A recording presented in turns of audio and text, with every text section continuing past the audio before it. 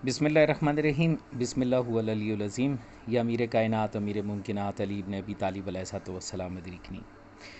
बरादर अज़ीज़, रियाज़ हुसैन रिज़वी साहब ने किसी साहब का एक सवाल मुझे भेजा है, और दरअसल ये सवाल जो है ये उन अहादीस के बारे में है जिसमें मुख्तलिफ़ जानवरों का, ऐसे जानवर का जिनको हम लोग आम तौर पर इस्तेमाल नहीं करते, यानी उनको खाते नहीं हैं, तो उनके बारे में, उनकी कुछ चीज़ों के बारे के में इस्तेमाल के बारे में सवाल किया गया है।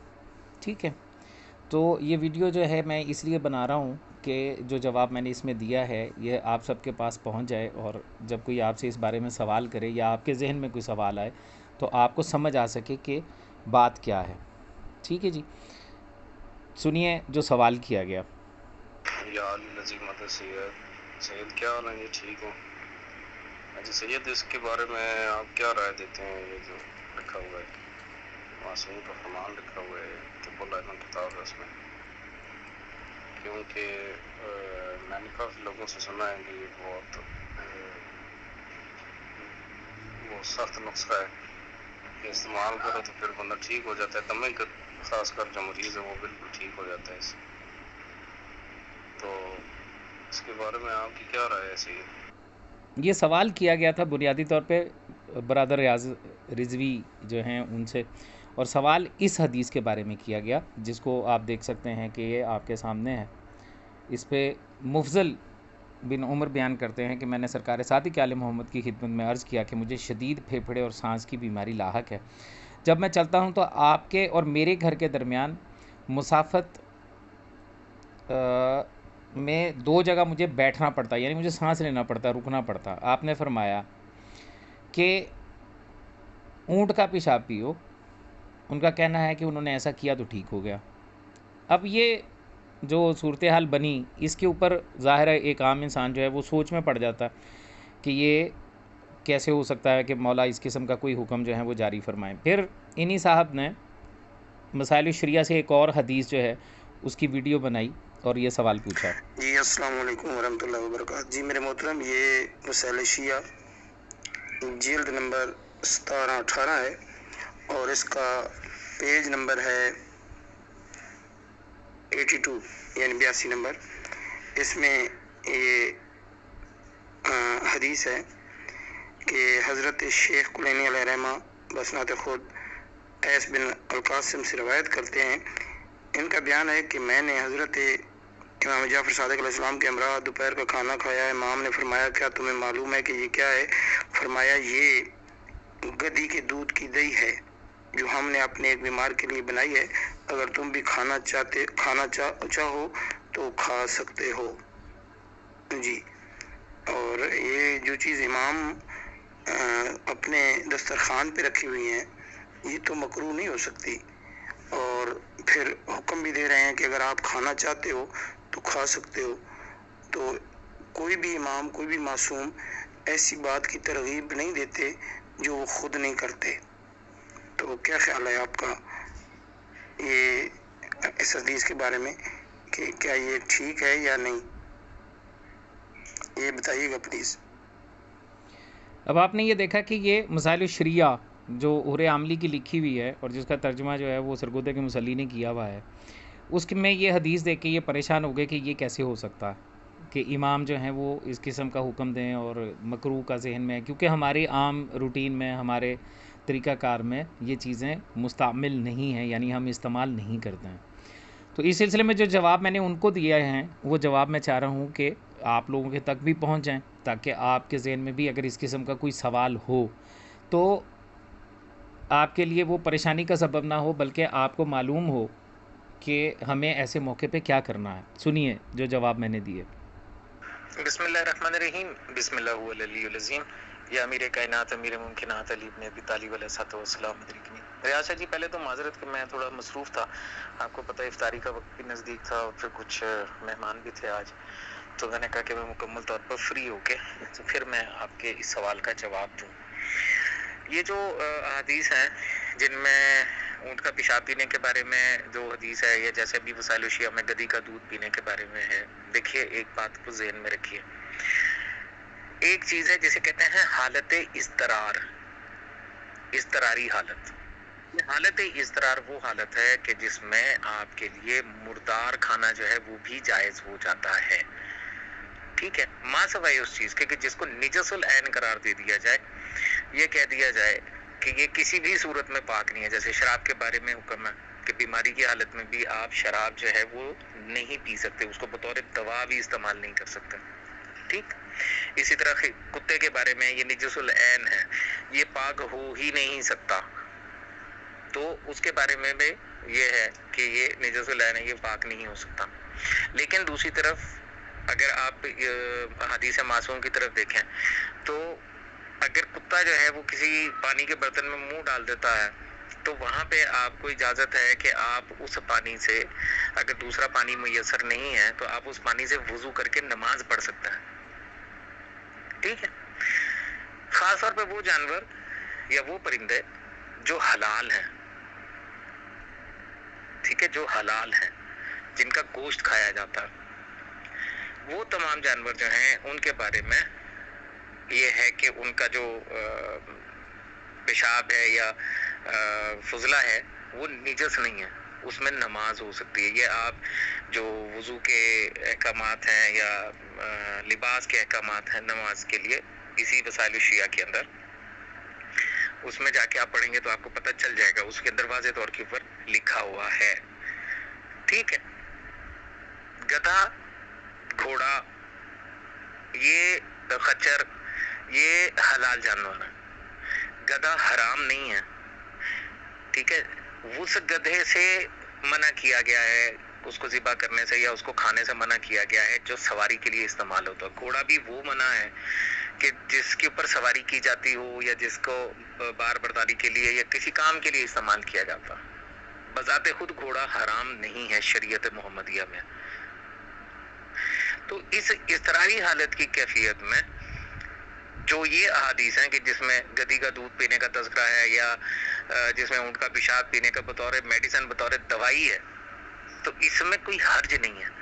ہم یہ اختیار نہیں رکھتے ہیں کہ ہم یہ کہیں کہ یہ کیسے ہو سکتا ہے معصوم، یہ کیسے فرما سکتے ہیں، کیونکہ ہم کسی چیز کی حقیقت سے واقف ہی نہیں ہیں. ہماری جو 99% میڈیسنز بنتی ہیں، جو دوائیاں ہم لوگ بناتے ہیں، خاص طور پہ حکمت میں جو دوائیاں بنتی ہیں، ان میں اکثریت جو ہے وہ اسی طرح کی چیزوں کی وجہ سے بنتی ہے، انہی کے ساتھ بنتی ہے. مثال کے طور پہ چمبل جسے کہا جاتا، جو پیروں کے اوپر اکثر نکل آتی ہے، تو آپ کو پتہ اس کا علاج کس چیز سے ہے؟ وہ سفید چوہا جو ہوتا ہے وہ اس سفید چوہے کو جلاتے ہیں تیل میں تل اور پھر اس کا ملم تیار کر کے اور وہ لگاتے ہیں. تو کیا اس کو اب آپ کیا کہیں گے؟ آپ چونکہ جانتے ہی نہیں ہیں کہ وہ کیسے بنتی ہے اور اس میں کس چیز کا استعمال ہوتا ہے. تو بطور میڈیسن، بطور دوائی، اور وہ بھی حالت اضطرار میں ایسی چیزوں کا استعمال جس کا معصوم نے خود کہہ دیا ہو کہ یہ کیا جا سکتا ہے، تو اس کے اوپر حیرت بھی نہیں ہے، اس پر اعتراض بھی نہیں ہے. امن صدقنا یا سیدی یا مولائی، جو آپ نے فرما دیا وہ حق ہے. ہم اندھے ہیں، ہم جانتے ہی نہیں ہیں کہ کسی چیز کا کیا فائدہ کیا نہیں. معصوم سے پوچھا گیا کہ مچھر اور مکھی کو پیدا کرنے کا کیا فائدہ ہے، تو مالک نے فرمایا کہ اللہ نے کوئی ایک شے بھی بے سبب پیدا نہیں کی، کوئی شے بے سبب نہیں ہے، ہر چیز کا سبب موجود ہے. ٹھیک ہے جی، اللہم صلی علی محمد وعلی محمد وعجل فرجہ. بسم اللہ الرحمن الرحیم. بسم اللہ هو العلی العظیم. یہ امیر کائنات، امیر ممکنات، علی ابن ابی طالب علیہ السلام ادرکنی. ریاض جی، ہمیشہ ایک بات جو ہے نا، مولا کا جو فرمان ہے، جو حکم ہے، یہ سب سے بڑا حکم ہے جس کے اوپر بہت ہی کم لوگوں کی توجہ ہے. سب سے بڑا حکم جو ہے، جو ہمارے لیے ہے، ہم جیسوں کے لیے ہے، جو اپنے آپ کو شیعہ حیدر کرار اثنا عشریہ امامیہ کہلاتے ہیں، ہم جو منتظرین امام زمانہ ہیں، ہم جو ولایت فقیہ جیسی کسی بھی بدعتی ضلالت کو اپنے پیروں کی جوتی کے نیچے تو رکھتے ہیں، تسلیم نہیں کرتے ہیں. ہمارے لیے مولا کا جو حکم ہے وہ کیا ہے؟ جتنا سختی کے ساتھ اور جتنی اہمیت ولایت کی ہے کہ ہماری ولایت پہ یقین رکھو، اتنا ہی بڑا حکم ہے یہ جو میں آپ کو سنانے جا رہا ہوں. معصوم فرماتے ہیں کہ تم ہمیشہ یہ کہا کرو کہ ہر معاملے میں میرا قول وہی ہے جو محمد وآل محمد علیہ السلام نے فرمایا، چاہے میں جانتا ہوں، چاہے میں نہیں جانتا، چاہے مجھ تک پہنچا یا چاہے مجھ تک نہیں پہنچا.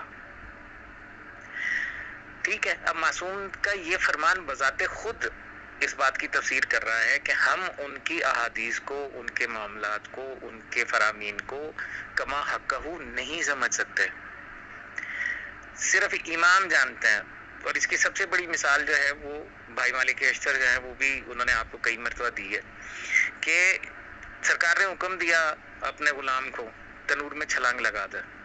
اب اس نے یہ نہیں سوچا کہ اس کا فائدہ کیا ہوگا، اس نے یہ نہیں سوچا کہ میرے ساتھ کیا ہوگا، اس نے یہ بھی نہیں سوچا کہ تنور میں چھلانگ لگاؤں گا، اس میں تو آگ جل رہی ہے تو میں تو جل بھن جاؤں گا.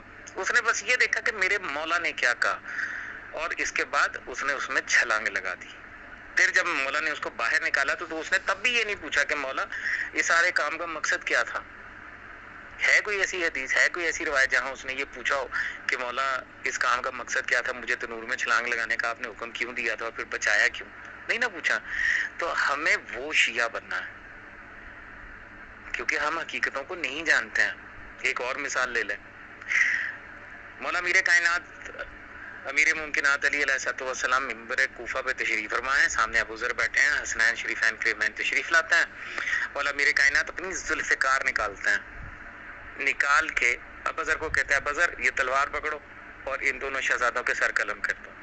ابو ذر لرز گیا، اس نے کہا سرکار یہ کیسے ممکن ہو سکتا، میں مخدوم کائنات کو کیا جواب دوں گا، میں ان کو کیا منہ دکھاؤں گا. یعنی اس نے اپنے علم عرفان عقل کے مطابق اس نے عذر پیش کر دیا مولا کو. مولا نے کہا اچھا ٹھیک ہے تلوار مجھے واپس دے دے. واپس لے لی. اتنی دیر میں سلمان آیا. آپ نے کہا سلمان یہ تلوار پکڑو اور ان دونوں شہزادوں کے سر قلم کر دو. سلمان نے تلوار پکڑی اور ہوا میں بلند کی. اس سے پہلے کہ وہ چلاتا تو مولا میرے کائنات نے کہا رک جا. ابا ذر کی آنکھیں پھٹی ہوئی تھی، وہ دیکھ رہا تھا کہ سلمان کیا کرنے جا رہا. سرکار امیر کائنات مسکرائے اور سلمان سے پوچھا، ابا ذر کو سنانے کے لیے پوچھا، سلمان تو نے سوچا نہیں کہ نبی کے نواسے ہیں؟ تو نے سوچا نہیں کہ مخدوم کائنات کے لگتے جگر ہیں؟ تو نے سوچا نہیں کہ مخدوم کائنات کو کیا جواب دے گا؟ اس نے کہا سرکار یہ سوچنا میرا کام نہیں تھا، میں نے تو صرف یہ دیکھا کہ مجھے یہ حکم کون دے گا اور بس میرے لیے اس حکم کی تعمیل واجب ہے. تو یہ سب سے بڑا حکم ہے ہمارے لیے. اس بات کو ہمیشہ ذہن میں رکھنا، جو چیز ہماری عقل کے لوٹے میں نہیں آتی اس کا یہ کہہ کے انکار کر دینا کہ میں اس بات کو نہیں مانتا یا میں اس بات کو مولا کی طرف لوٹا دیتا ہوں یا میری سمجھ میں یہ بات نہیں آ رہی، تو یہ ہمیں نہیں کہنا ہے. ماں سوائے اس کے کہ جس میں معصوم کی شان میں گستاخی ہوتی ہو، ان میں مقصریت ہوتی ہو یا کوئی ایسی بات ہو کہ جس سے مولا کی شان میں کمی واقع ہوتی ہو، اس کے علاوہ جو ہمارے معاملات ہیں اس میں مولا نے جو حکم دیا ہے اس کے لیے ایک ہی لفظ سر تسلیم خم آمنا صدقنا یا سیدی یا مولائی. جی برادران عزیز، آپ نے میری گفتگو سن لی. اب یہ جو حدیث مسائل شریعہ کی ویڈیو کی شکل میں آپ نے دیکھی جس میں گدی کے دودھ کے دہی کا تذکرہ ہے، تو وہاں پہ جو سوال کرنے والے صاحب ہیں وہ یہ استنباط کر رہے ہیں، وہ یہ کہہ رہے ہیں کہ مولا نے اپنے دسترخوان پہ رکھا ہوا تھا کہ اس کی تحریر میں موجود ہے کہ امام فرما رہے ہیں کہ یہ ہم نے اپنے ایک بیمار کے لیے بنائی، اگر تم کھانا چاہو تو کھا سکتے ہو. ٹھیک ہے، تو یعنی وہ مولا نے اپنے استعمال کے لیے نہیں رکھی بلکہ بطور علاج، بطور میڈیسن اپنے ایک بیمار کے لیے بنائی. میں دوبارہ آپ کو دکھاتا ہوں، وہ تحریر کو ذرا توجہ کے ساتھ دیکھیے گا. جی السلام علیکم ورحمۃ اللہ وبرکاتہ. جی میرے محترم، یہ مسائل شیعہ جلد نمبر 17-18 ہے اور اس کا پیج نمبر ہے 82 یعنی 82 نمبر. اس میں یہ حدیث ہے کہ حضرت شیخ کلینی علیہ رحمہ بسنات خود ایس بن القاسم سے روایت کرتے ہیں. ان کا بیان یہ دیکھیے، اب یہ جو باب نمبر 60 کے نیچے پہلی حدیث ہے، بیمار وغیرہ کے لیے گدی کا دودھ پینا جائز ہے. اس میں یہ دیکھیے یہاں پہ یہ اس جگہ پہ جہاں پہ آپ کو یہ وائٹ ڈاٹ نظر آ رہا ہے، جو ہم نے اپنے ایک بیمار کے لیے بنائی ہے. مولا نے اپنے استعمال کے لیے نہیں بنائی، بیمار کے لیے بنائی، بطور میڈیسن بنی. بطور میڈیسن بننے کا مطلب کہ مولا نے اس کو بطور علاج دیا، کسی کو دیا. ٹھیک ہے، تو مولا کی صرف حدیث کا پڑھ لینا کافی نہیں ہوتا، بلکہ اس کے ساتھ ساتھ ہمیں یہ بھی دیکھنا ہوتا ہے کہ مولا نے جو فرمایا ہے اس کا مقصد کیا ہے، مولا چاہتے کیا ہیں. ٹھیک ہے جی. امید کرتا ہوں کہ اس ویڈیو کے ساتھ آپ لوگوں کے ذہنوں میں اٹھنے والے بہت سے ایسے سوال ہیں کہ جو از خود انشاءاللہ تعالی حل ہو جائیں گے۔ مولا ہم سب کو مولا کی بات کو جاننے، اس کو سمجھنے اور اس پر عمل کرنے کی توفیق عطا فرمائیں۔ اللہم صلی علی محمد و آل محمد وعجل فرجہ۔